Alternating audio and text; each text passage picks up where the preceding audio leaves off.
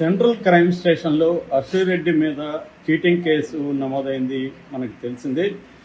సత్యనారాయణ మూర్తి అనే ఒక 60 ఏళ్ల వ్యక్తి తన కొడుకు ధర్మేంద్ర అనే అబ్బాయిని అశ్విరెడ్డి వాళ్ళ ఫ్యామిలీ మోసం చేశారని 5 కేజీల బంగారంతో పాటు మొత్తంగా 9,35,00,000 మోసం జరిగింది, తన కొడుకు దగ్గర వీళ్ళు తీసేసుకున్నారు అని చెప్పి అశ్విరెడ్డి ఏవన్గాను, అశ్విరెడ్డి నాన్న వెంకటకృష్ణారెడ్డి A2 గాను, అశ్విరెడ్డి వాళ్ళ చెల్లెలు దివ్య కొయ్య అమ్మాయికి కూడా 50 లక్షలు ఇచ్చారని చెప్తున్నారు. అమ్మాయి A3గా ఉంది. A4గా అశ్విరెడ్డి తల్లి యశోదారెడ్డి కొయ్య, ఆమె A4గా ఉంది. సో 2018లో అశ్విరెడ్డి ధర్మేంద్ర పరిచయమయ్యారని, ధర్మేంద్ర లండన్లో సాఫ్ట్వేర్ ఇంజనీర్గా ఉన్నాడు. హైదరాబాద్ వచ్చినప్పుడు మ్యూచువల్ ఫండ్స్ ద్వారా పరిచయమయ్యారని.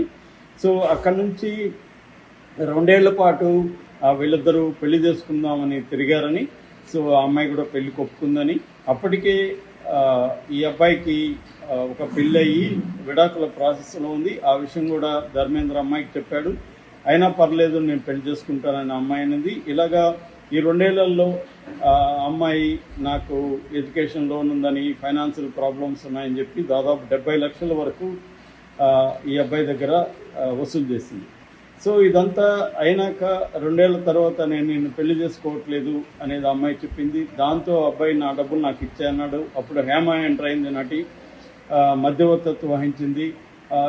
హేమ దగ్గర అశ్విరెడ్డి నేను అతనికి డబ్బులు ఇచ్చేస్తాను అని చెప్పి బ్లాంక్ చెక్కులు గ్యారంటీగా ఇచ్చింది.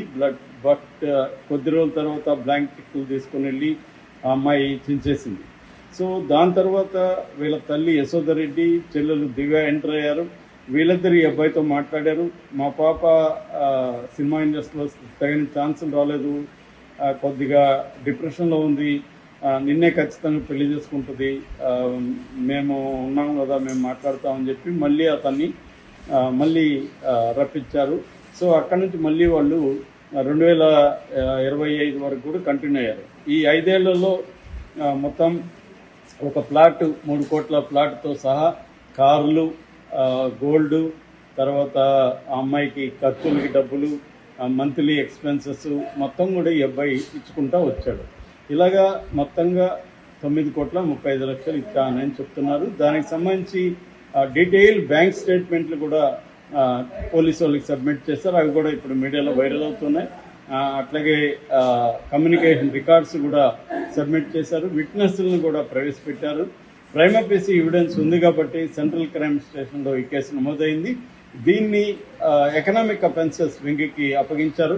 ఎకనామిక్ అఫెన్సెస్ వింగ్ తరఫున ఏసీపీ నరసింహారెడ్డి ఈ కేసుని ఇన్వెస్టిగేట్ చేస్తున్నారు. అయితే ఈ క్రమంలో అశ్విరెడ్డి ఎక్కడో వేరే ప్లేస్లో ఉంది, అందుకని తనైతే ఒక ప్రకటించింది, నా పర్మిషన్ లేకుండా దీని గురించి రాస్తే నేను లీగల్గా చర్య తీసుకుంటాను మీడియాని ఆమె బెదిరిస్తుంది కూడా. కానీ పోలీసు కేసుని గురించి మీడియాకి చెప్పే ఒక బాధ్యత ఉంటుంది. పబ్లిక్ పర్సనాలిటీకి సంబంధించి ఇదేదో మీడియా క్రియేట్ చేసింది కాదు. ఆల్రెడీ కంప్లైంట్ ఇచ్చాడు, కేసు నమోదైంది. Additional chief judicial magistrate Nampally కోర్టులో కూడా ఈ కేసు రికార్డులకు ఎక్కింది. దీని గురించి డిస్కస్ చేసే బాధ్యత కానీ హక్కు కానీ మీడియాకు ఉంటుంది. మీడియా ఏమైనా ఆమె మీద తీర్పులు చేసి ఆమె మోసం చేసింది అని నిర్ధారిస్తే ఖచ్చితంగా ఆమె లీగల్గా చర్యలు తీసుకోవచ్చు. కానీ ఆ కంప్లైంట్లు ఏముంది, ఎవరెవరు ఏం చెప్తున్నారు అనే విషయాల గురించి ప్రజలకు చెప్పే ఒక హక్కు మీడియాకు ఉంటుంది. అయితే ఈ నేపథ్యంలో ఈ కంప్లైంట్ ఇచ్చిన సత్యనారాయణ మూర్తి కానీ లేకపోతే ధర్మేంద్ర కానీ ఇంకా మీడియా ముందుకు రాలేదు.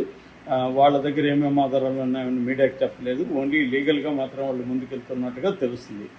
అయితే అలాగే అశ్విరెడ్డి నుంచి క్లారిటీ ఇప్పటివరకు రాలేదు. ఆమె హైదరాబాద్ వచ్చినాక ప్రెస్ మీట్ పెడతానని చెప్తుంది. అలాగే వాళ్ళ అమ్మ యశోదారెడ్డి కానీ చెల్లెలు కానీ మీడియాతో మాట్లాడలేదు. కానీ వైజాగ్లో ఉంటున్న వాళ్ళ నాన్న వెంకటకృష్ణారెడ్డి మాత్రం మీడియాతో మాట్లాడాడు.